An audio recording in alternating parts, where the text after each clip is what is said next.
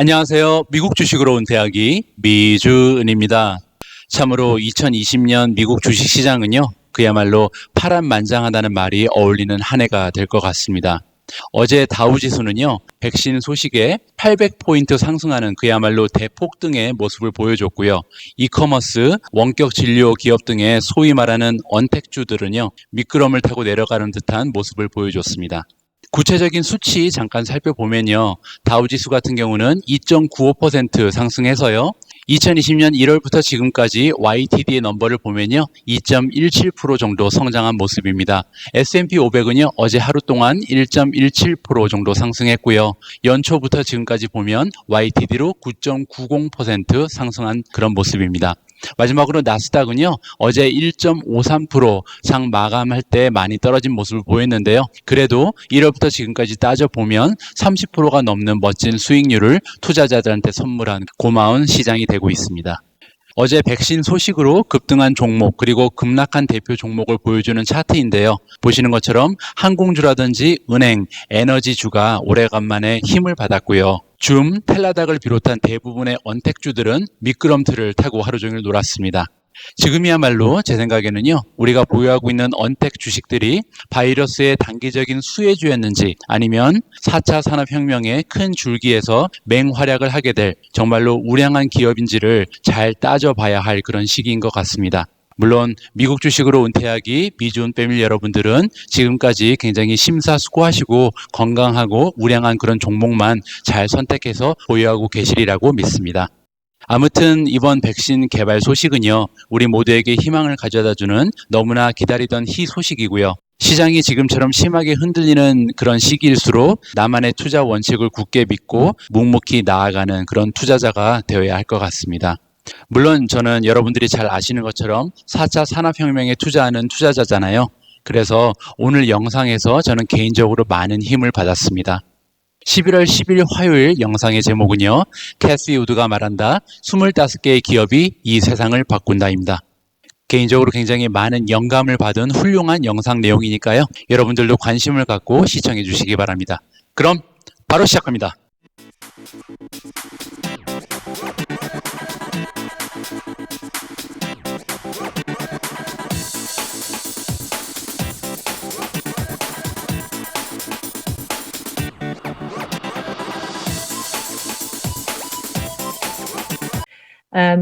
And then in terms of equities, we've seen the innovation space rewarded handsomely, especially during and after the coronavirus crisis.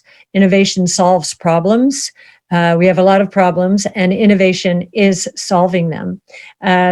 We're seeing, to give you just a few examples, Facebook, Sheryl Sandberg on the Facebook earnings call said, online retail has taken 100 basis points of market share every year for the last 4 years. And in one quarter, it went up 400 basis points. So 4 years of share gains in one quarter, understandably so, but there's no turning back. Better, cheaper, faster, more convenient, lower cost always wins.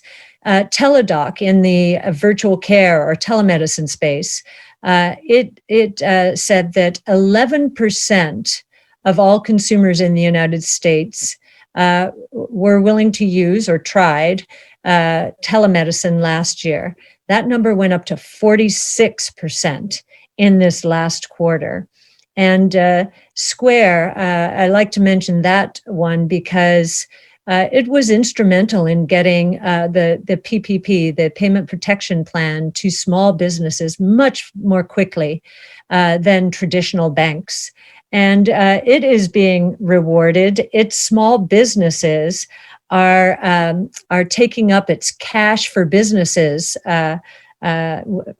which mimics the Cash App for consumers, at a very rapid rate. And so what Square is doing is bringing these small businesses who at one point couldn't even afford banking services. It gave them the point of sale Square on top to put on top of their cell phone so that they could take credit card purchases.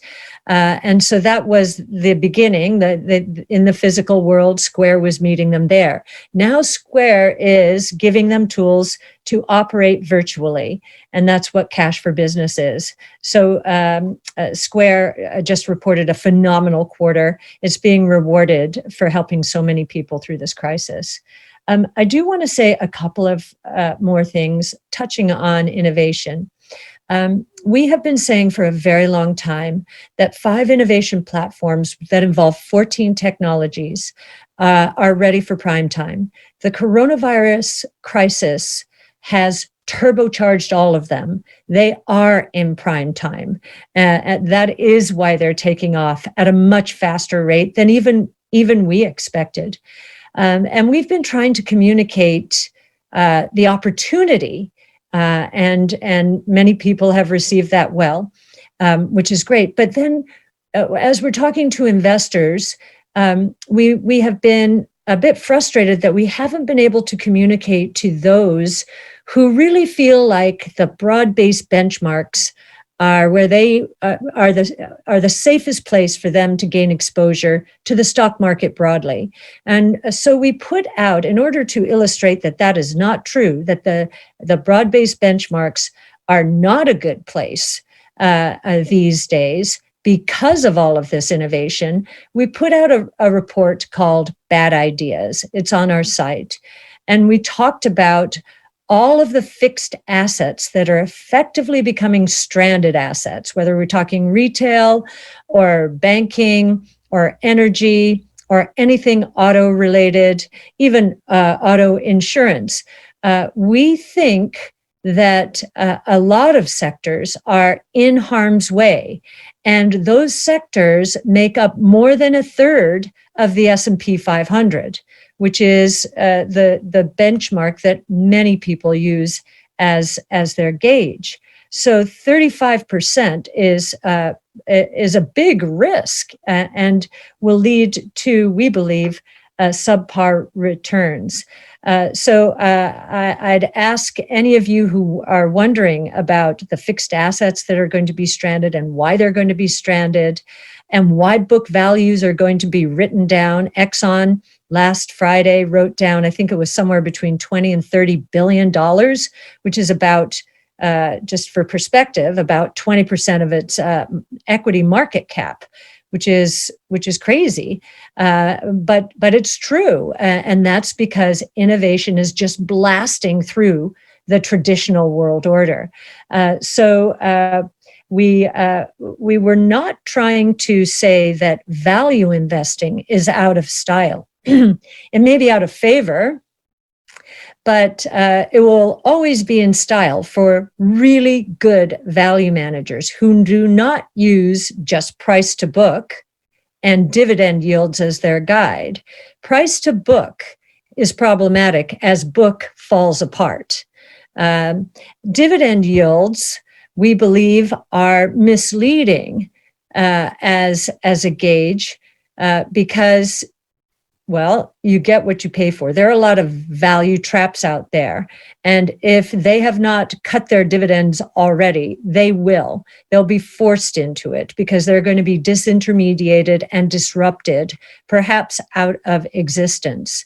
So those are two primary value-oriented gauges that we hear being used. We don't trust either one of those. And the really good value managers also look at intangible assets. They may not love the idea that some companies have mountains of intangible assets, but they do understand intangible assets typically are an indication or can be an indication of innovation. Sometimes they are an indication that companies have overpaid, so that's not good. But other times they're a good signal that a company is innovating. So we think value has been beaten up as a style, that there probably are fantastic bargains out there, but there are also a minefield of risks given all of the innovation taking place. And then I will add, and I'll add one thing. if you give us a 5-year time horizon, ARK believes that we are a deep value manager. Again, we're playing an arbitrage between exponential growth, which is where we see most of these technologies scaling, and linear growth or decline that we feel other companies will experience because of innovation. And even if you look at the NASDAQ 100, which is another way to access innovation, and it has been a good way. A very smart thing to do was to exclude the financial services sector. That alone has caused significant outperformance relative to the S&P 500. But I'd like to just compare and contrast the NASDAQ 100 to ARK's flagship strategy. The NASDAQ 100 is made up of, 45% of it are the FANGs and Microsoft, 45%. They definitely are enjoying the shift of advertising, especially from television, which is happening at an accelerated rate right now, and the shift to online retail, which moved, I think it was 400 basis points also this year to 16%. Again, long way to go. It's only at 16%. So we don't think the FANGs are a bad place to be, but we're not there. We are, for the most part, we are looking for the next group of what people will be calling FANGs. It'll be a different acronym. And we actually think it'll be in the genomic sector. So more than a third of our portfolio is in the genomic space. We also see that 30% of the NASDAQ 100 stocks are in what we would call either sustaining technologies, and I would put 5G into that category, or they're in harm's way. They're possibly going to be disrupted.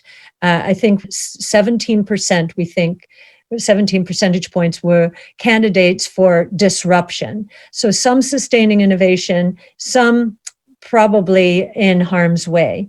And 25% of the NASDAQ 100 is in truly transformative and disruptive technologies. So our focus is on that last piece there. In our portfolios, more than 90% of our stocks and companies, we believe, are involved in the true transformation of the global economy caused by these 5 innovation platforms and the 14 technologies they involve.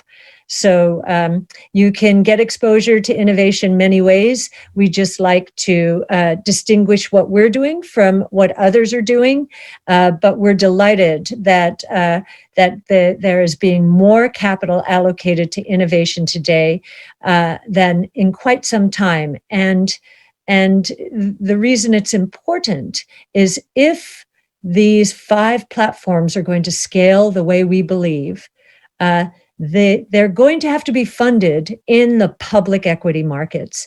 And we want, certainly I would like America to be in a really good competitive position, especially as China has set its sights on innovation. And so we are advocates for getting exposure to innovation in any way you can. 어떻게 여러분들도 제가 그랬던 것처럼 이 영상 보시고 캐시우드로부터 많은 영감을 받으셨는지 모르겠습니다. 오늘 영상 내용 제가 나름대로 한번 정리해봤습니다. 캐시우드 그녀가 말한다 첫 번째 메시지는요. 팬데믹으로 인해서 4차 산업혁명 혁신은 이미 그 전성기에 들어가기 시작했다라고 메시지를 던져주고 있고요. 두 번째로 S&P 500 기업 중에 35%나 되는 기업들은 혁신의 바람에 의해서 도태될 위험에 빠져 있다. 굉장히 우리가 우리가 신경을 써서 종목을 선택해야겠죠. 세 번째로 나스닥 100 종목 중에서 30% 정도는 현상 유지가 가능한 그런 종목이고 한 17% 정도는 붕괴될 가능성이 있는 위험한 기업들이다. 아주 굉장히 중요한 메시지가 될 것 같습니다. 마지막으로요. 나스닥 100 종목 중에서 25% 정도가 앞으로 글로벌 경제를 뒤바꿔 놓을 혁신을 주도하는 그런 기업이다라고 우리한테 굉장히 긍정적인 메시지를 던져줬는데요. 앞으로 우리는 이 25개 종목을 발굴하는데 우리의 모든 역량과 관심을 쏟아야 될 것 같습니다. 오늘 방송의 마지막은요. 역시 Catch Me If You Want로 마무리하도록 하겠습니다. 제가 제 자신에게 던져주는 첫 번째 메시지는요. 시장 지수에 투자하지 말고 기업에 투자하자입니다. 제가 평소에도 여러분들께 많은 강조를 드렸던 그런 메시지인데요. 그럼에도 불구하고 다른 사람의 입에서 그것도 캐시우드 같은 저명한 투자자의 입에서 이러한 메시지를 들으니까 나름대로 굉장히 많은 힘이 되는 그런 메시지였습니다.